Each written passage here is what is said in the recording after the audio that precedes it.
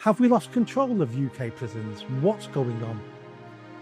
I'll be honest with you, I think inmates actually are better off in a prison. Are you sure you wasn't a prison officer, Nick? I've worked with many people who have been in and out of jail. I spent 20 years working with. Right, because you seem quite knowledgeable on it. So everything you've just said, I totally agree with you. Hi, everybody, and welcome back to Nick Talks. This episode's amazing guest is a gentleman you may or may not have heard of.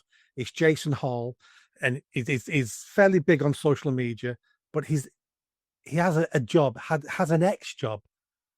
I've been wanting to speak to someone about his ex-job for a long time now. He was a prison officer. So first of all, Jason, welcome to the show.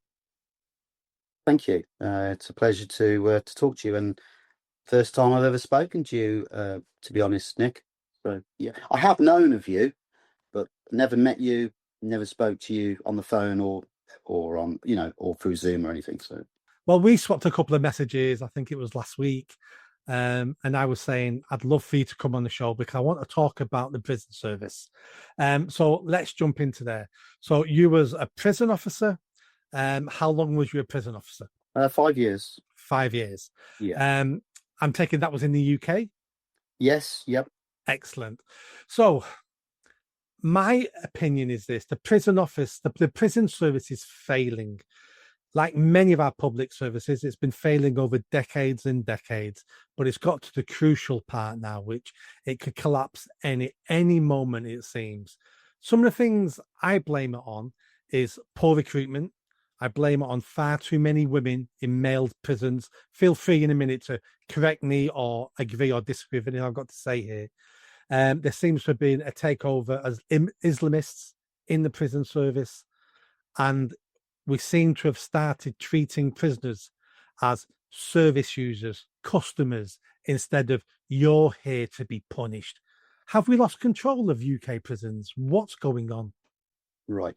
Well, I can only speak on my own, Yes. experience. So, when I was a prison officer, we were fully in control, and the respect is the same in life because how you treat others is how you would want to be treated yourself. So, How long ago was it when you was a prison officer? the 2000s, The so 2000s, right? early 2000s, yeah. Right. So yeah, we were very much in charge, and it you mentioned the word punishment.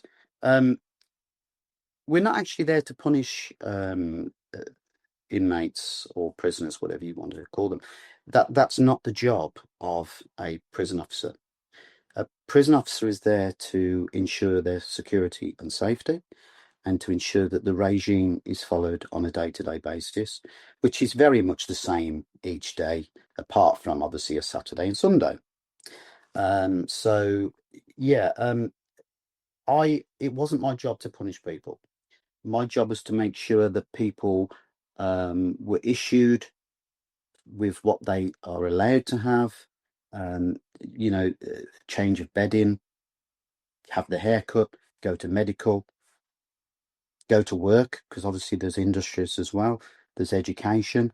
There's there was a chapel church, but now I believe they call it a faith building now, is it? To cover for all religions. So things have changed there a little bit. But no, I mean, no, I absolutely don't believe that we're there to punish at all. It's not a punishment. Well, when I said punishment, I didn't mean individual prison officers were there to punish inmates. I meant the organization, the public service, which we call prison, is there to punish. And the number one punishment is taking someone's liberty. So that's the number one. Yes, that's actually what I was going to say, Nick. You lose your liberty. The most common thing when I was on the wing, an inmate might come up to me, when I'm just leaning on the bars, just watching, just watching the prisoners, and he'd say, "Oh, it's a waste of time, isn't it, boss?" I'd say, "Yeah, it is. It's a complete waste of time and a waste of your life." And oh, what are you going to do when you finish your shift, boss? Oh, well, I'll probably pop to the pub and have a couple of pints. Oh, we have one for me, boss. So it's the simple little things in life that can make a big difference. And I guess that is part of the punishment process. Yeah. Not being able to just leave, go out and go to a bar, go to they've got a gym anyway, so I can't say they can't go to a gym because they do. But just social things, go and see the family, blah blah blah, go out to the park. That's really it. I mean, everything else is provided for them, just like it is. Well, you say like it is on the outside. I'll be honest with you, I think inmates actually are better off in a prison because they get 3 meals a day. They've got a roof over their heads, which doesn't leak. They've got warmth, nice bedding, clean bedding. And, a prison is not a dirty place. It's kept very, very clean. There are orderlies that work everywhere. And no, you probably live better in some respects in a prison than you would on the outside. Oh, absolutely.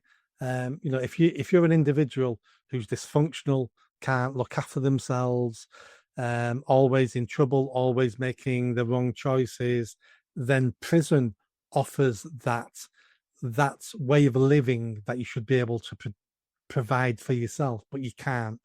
And I've met people who talk about prison like a second home and don't talk about it in a bad light. They talk about it in a good light. And those people we would call institutionalized, where when they're in jail, it's for me and you, maybe not so much you've worked there, but for someone like me, we think, oh, it must be awful. But if you're being taken care of and you don't have any decisions to make, then life can be easier than it was on the outside for a certain percentage of the population. And they then look upon prison as a second home and many people want to go back because life's simpler when you're told what to do, when to eat, how to behave, when to go to bed.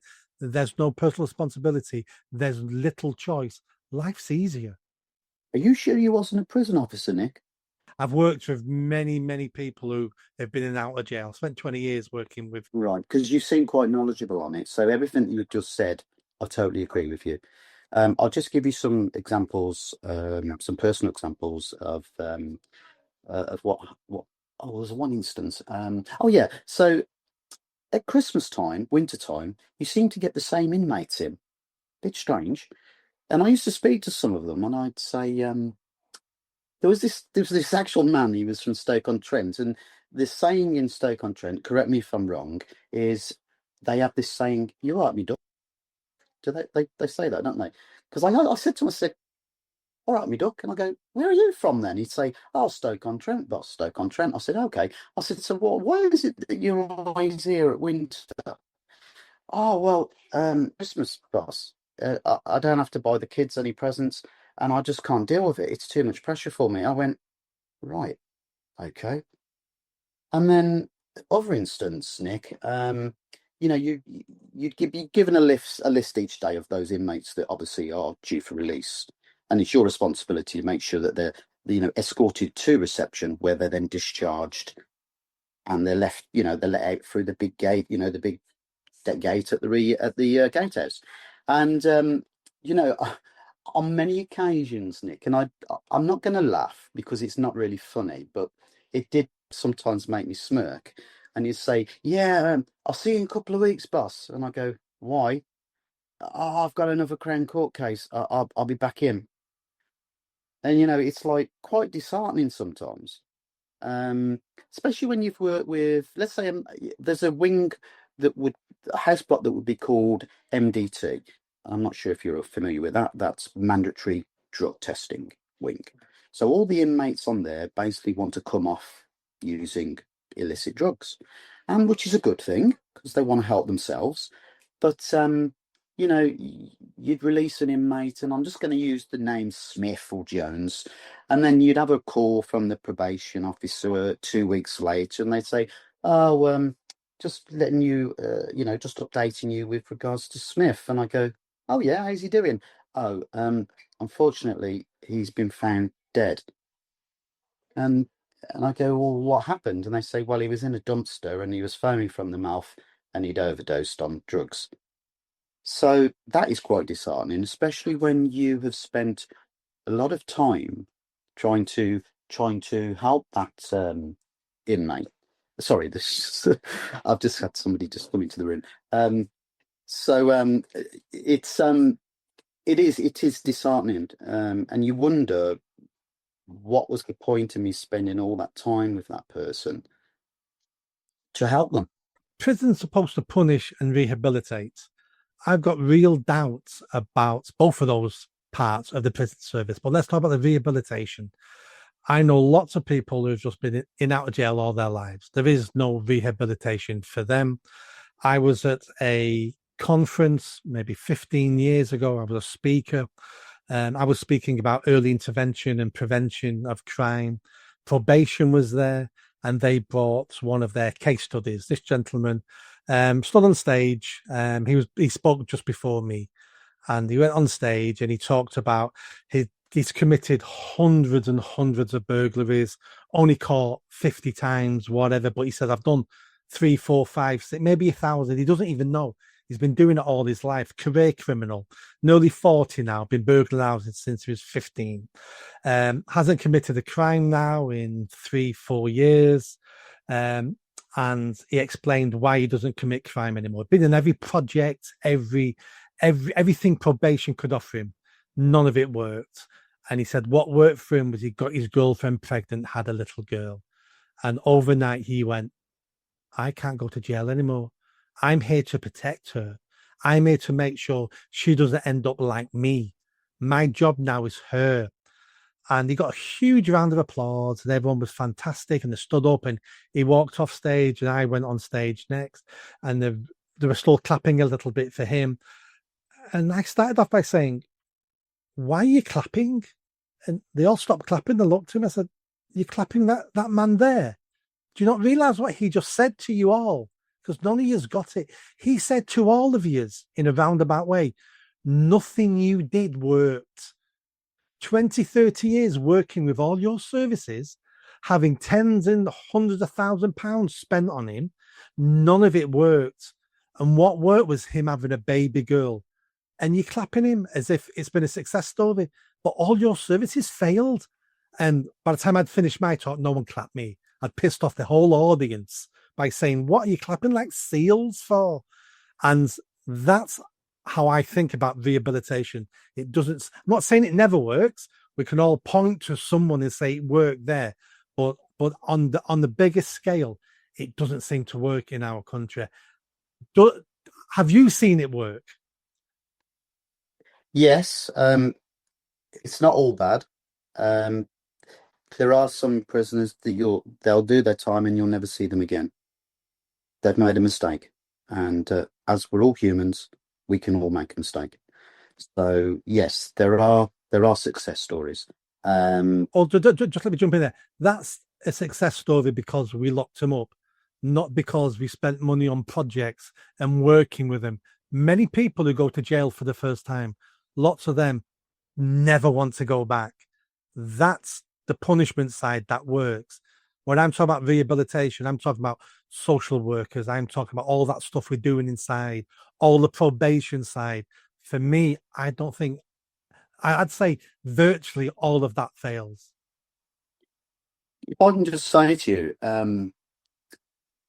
how many officers do you think looks after one house block? And I'll give you an estimate of how many inmates there are. I worked at a male prison, which is adults 21 and over. I don't know if everybody knows that, but you have to be 21 and over to go to a male prison. Some people think it's 18. That's not correct. You're actually in a young offenders institution up until you're 21. So the day that you reach 21, you're shipped out to a men's prison. So 200 is approximate number of inmates on one house block, and it's normally in three spurs with a bubble office in the middle.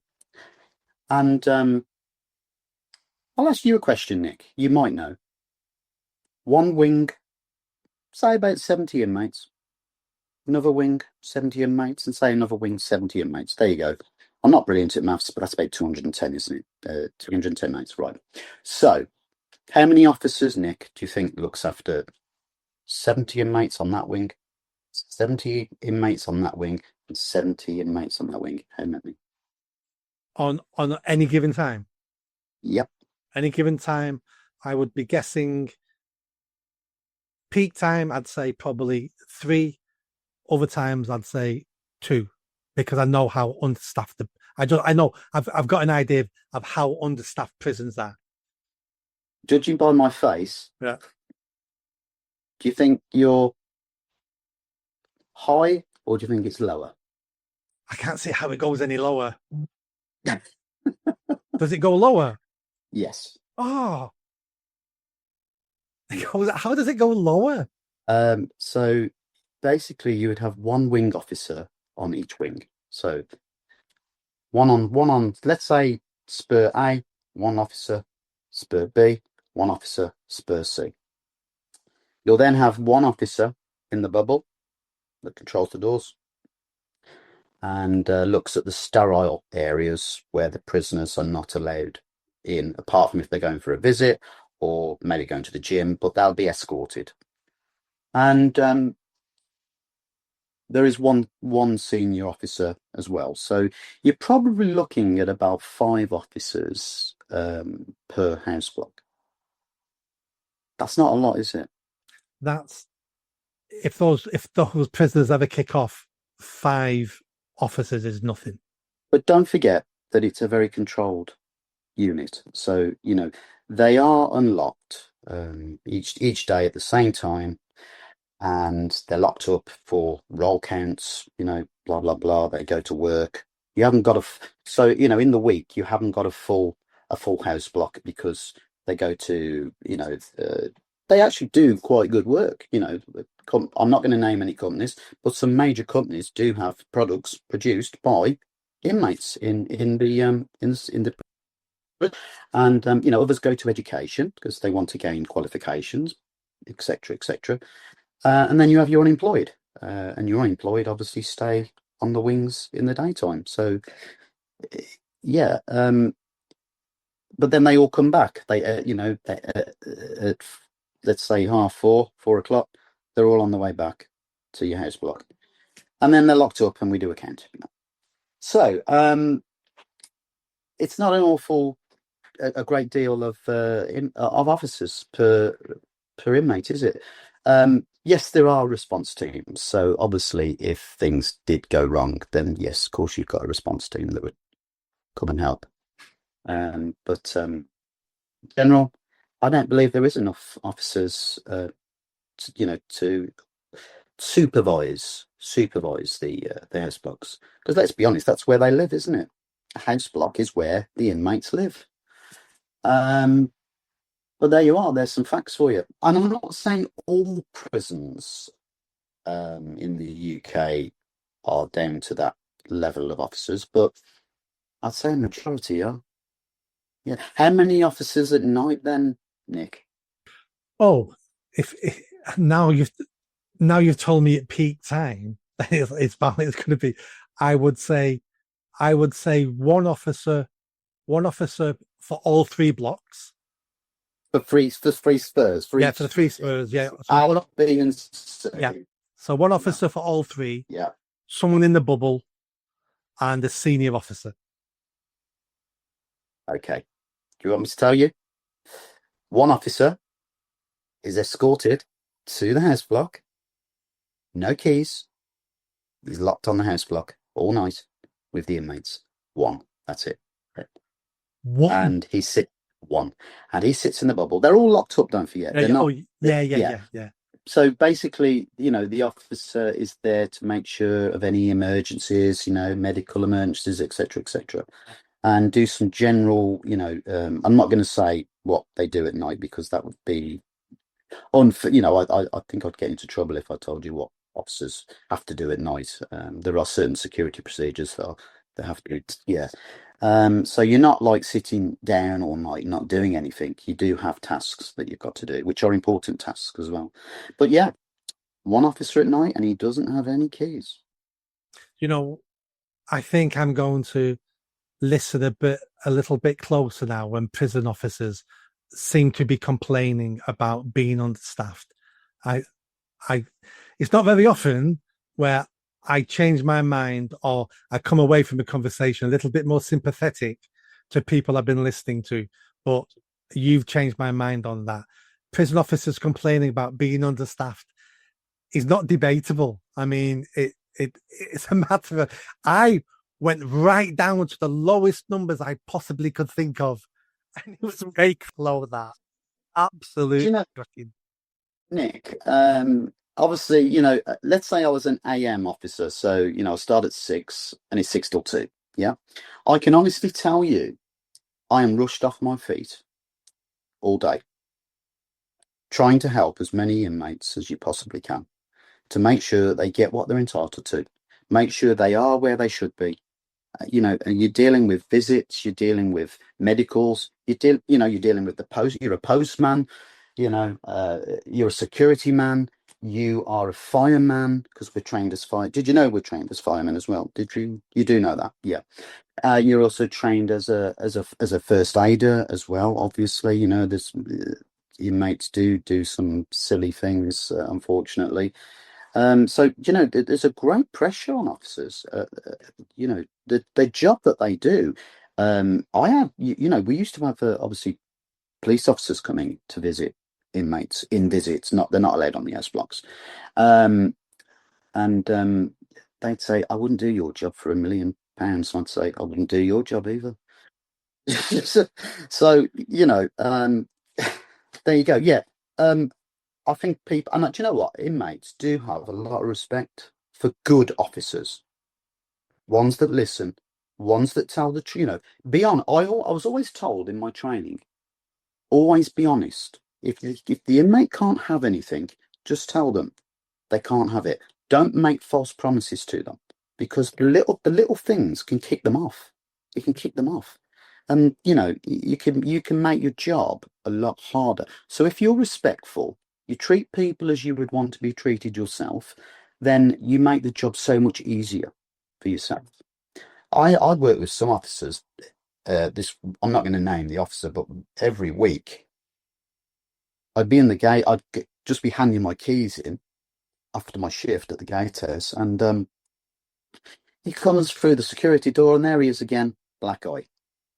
And we used to say to him, "You're not speaking to the inmates properly." You know, he left him. Yeah, he actually left the job in the end. It's not for everyone.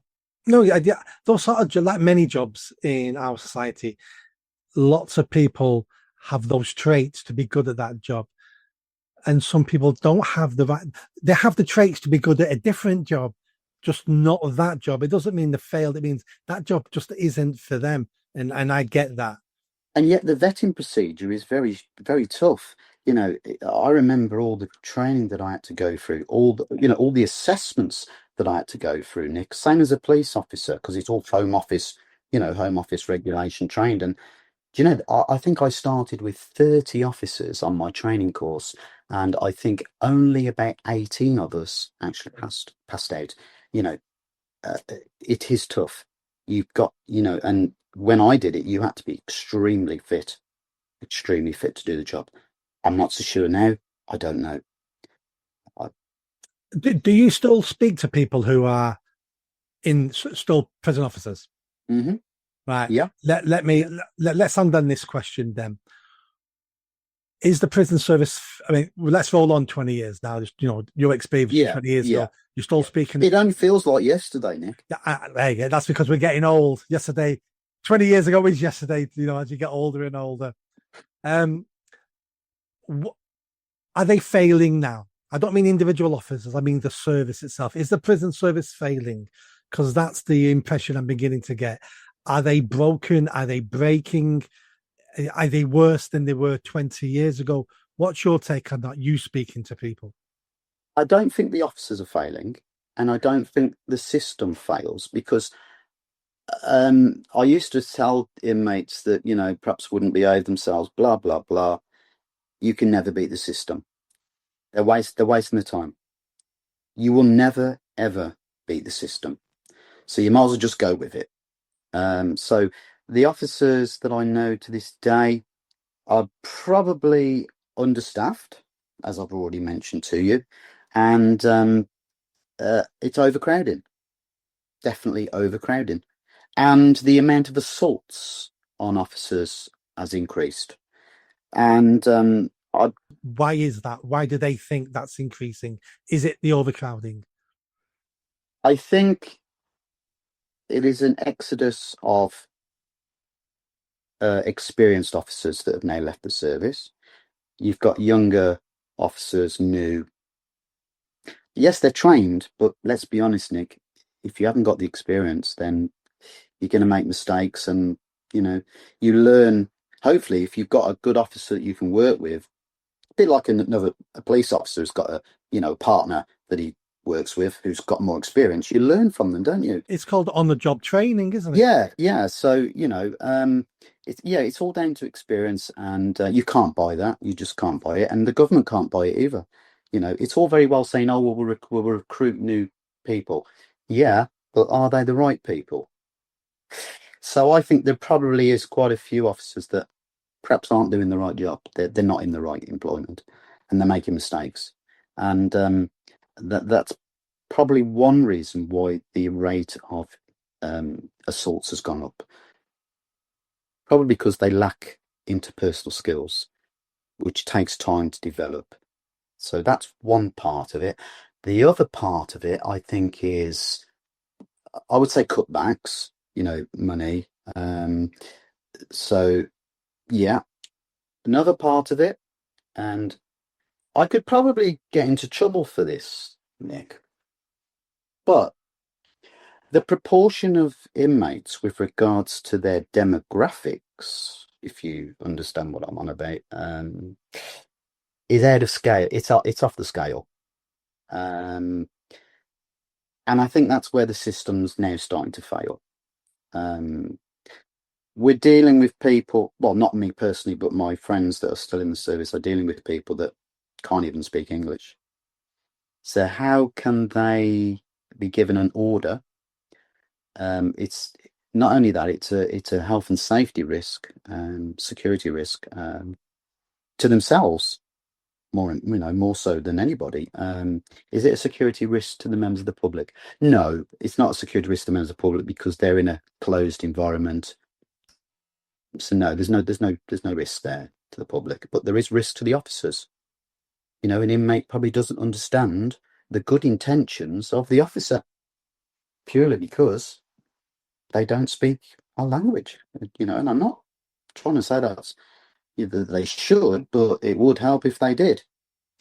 Yeah, it seems that all our problems in the UK are not helped by mass immigration. Mass immigration doesn't cause every single problem, but it's an extra effect on all our social problems. Well, that is my other part of my career, which I'm sure we'll go into in more detail. Well, yeah, I want to talk about. We'll talk about that another day. Um, Jason, I really enjoyed that. You've changed my opinion on prison officers to a certain extent, as in I now understand how hard the job is compared to what I thought before. Staffing levels are atrocious. And they have a lot more sympathy for me now than they did an hour ago. Jason, Well, thank you, Nick. thank you so Yeah, much. thank you. It's been a pleasure. Bye bye. Thank you.